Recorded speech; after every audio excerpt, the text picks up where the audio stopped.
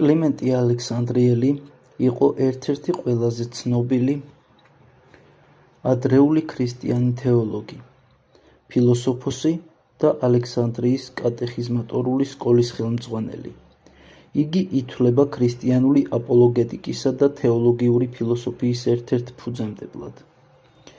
იგი წარმოშობით სავარაუდოდ ათენიდან იყო და ბერძნულ ელინისტურ განათლებას ფლობდა.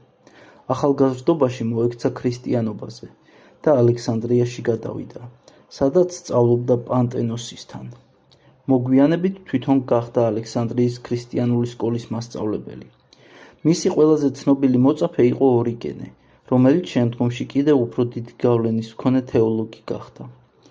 ცდილობდა შეეთავსებინა ბერძნული ფილოსოფია და ქრისტიანული სარწმუნოება. ამტკიცებდა, რომ ჭეშმარიტი ქრისტიანი უნდა ყოფილიყო გნოსტიკური სულიერი მნიშვნელობით, ანუ ღრმა ცოდნის მქონე და არა უბრალოდ რწმენით შემოფარგლული.